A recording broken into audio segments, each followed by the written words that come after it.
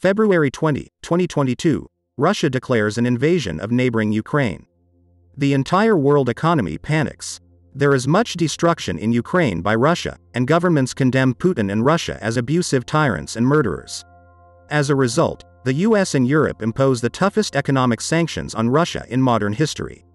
No products can be imported from Russia and no US or European products can be exported to Russia. As a result, international companies from the West are also fleeing from Russia. For this reason, with the aforementioned sanctions, the US and Europe ensure that Russia will suffocate economically and throw in the towel. But despite all the fuss, the Russian currency, the Russian ruble, has been the strongest currency in 2022. When all other currencies are losing their value, the Russian ruble has been the one that has been rising in value the most this year. Is the US and Europe failing in their plan to suffocate the Russian economy?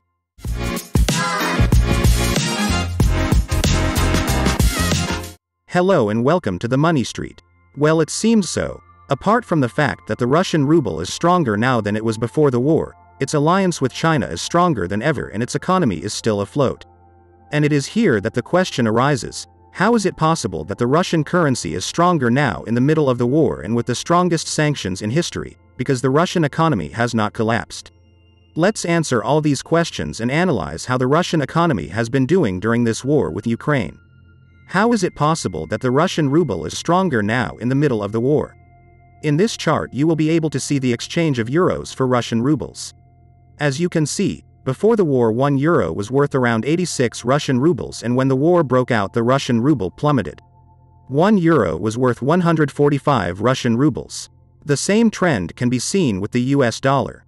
Before the war, $1 was worth about 77 rubles, while when the war broke out $1 was worth 134 Russian rubles. The reason why the Russian ruble plummeted is mostly due to the sanctions imposed on Russia by the United States and Europe.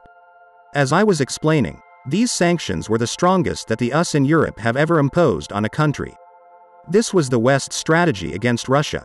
Instead of using weapons to intervene, the European and US governments attacked by cutting off all international trade.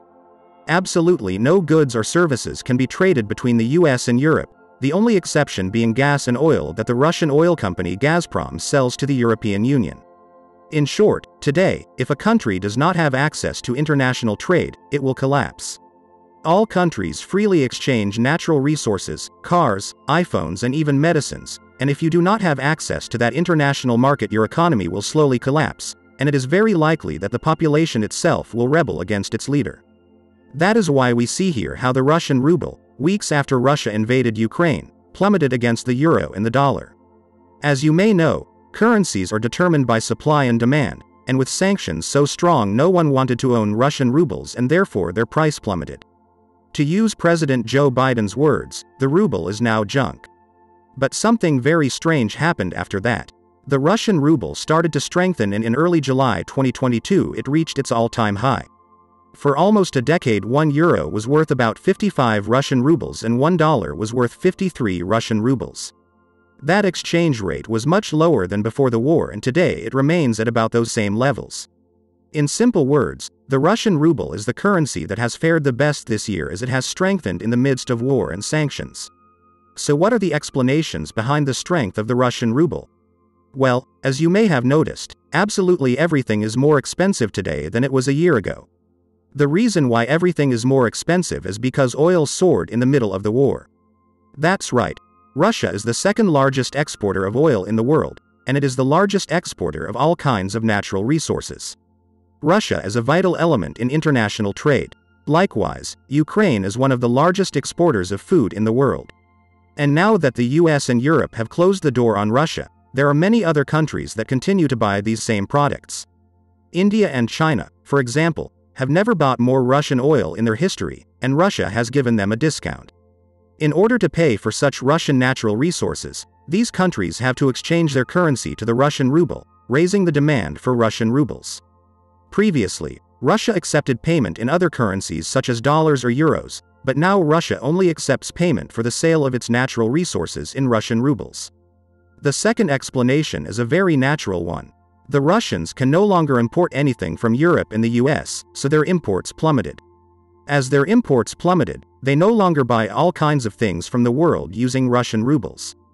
That is, they still import things from China, but now Russia exports a lot more than it imports, making there more demand for Russian rubles than supply. Finally, the last explanation is that thanks to the Central Bank of Russia, the Central Bank of Russia imposed one of the strictest controls in history to keep the Russian ruble from collapsing. That is, they now prohibit Russians from exchanging the Russian ruble and taking money out of the country. Also, in the same way, all Russian companies with any kind of foreign operations have to have 80% of their capital in Russian rubles. Therefore, this has made the demand for Russian rubles even higher and the money is staying in Russia. The result of all these actions gives us a very strong Russian ruble, even stronger than before the war. And that brings us to the big question. Does this mean that the Russian economy is now stronger than ever? As I mentioned, all the economists and politicians in the West predicted that the Russian economy was going to collapse thanks to the sanctions. Currently, in the Russian economy you can do almost nothing and the only trading partners they have are China, India and a few other countries. If you are enjoying this video and want to be aware of new videos, subscribe to this channel and turn on notifications. The vast majority of countries cannot do business with the Russians. It is very difficult to make an objective analysis of the current economic situation in Russia. The reason is that the Russian authorities stopped publishing most of their economic data and statistics when the war broke out. The few data that are published are very questionable, as they can be propaganda weapons. But, in the same way, the data that the West publishes about Russia should also be interpreted with a lot of skepticism since their goal is to get rid of Putin's regime. So, let's look at the most obvious facts, and the first one is that the Russian economy has not collapsed. In this graph, you are going to be able to see how much natural energy resources Russia has exported. The war broke out on February 20, 2022, and since then exports of natural energy resources have been stable or even higher than before. In this other graph, you will see the current trade account of Russia, that is, the difference between its exports and imports, and as you will see, Russia has a record surplus not seen since the fall of the Soviet Union. This means that they are exporting a lot more. It makes sense since they are currently only importing things from China and India, while they are still exporting their natural resources all over the world. Obviously, as I was saying, this explains the great strength of the Russian ruble. We all know that a war is expensive, and such a war is obviously going to eat into Russia's finances. It is estimated that the war in Ukraine costs Russia about 840 million euros a day. Russia generates 930 million euros a day just by selling natural energy resources. If we subtract the two, Russia is generating in excess of 90 million euros a day, after paying for the war and just by selling natural resources. Therefore, we can say that the Russian economy has not collapsed.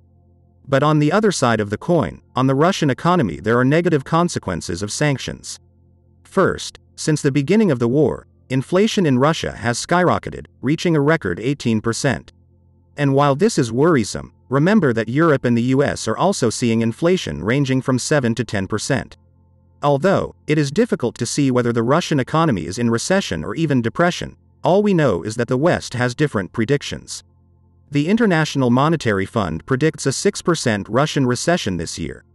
The World Bank predicts an 8.9% recession, and the economic analysis firm Fitch predicts a 12.5% recession. But what are the Russians saying? Russia's central bank announced in August that they predict a 7% drop in the economy in the third quarter.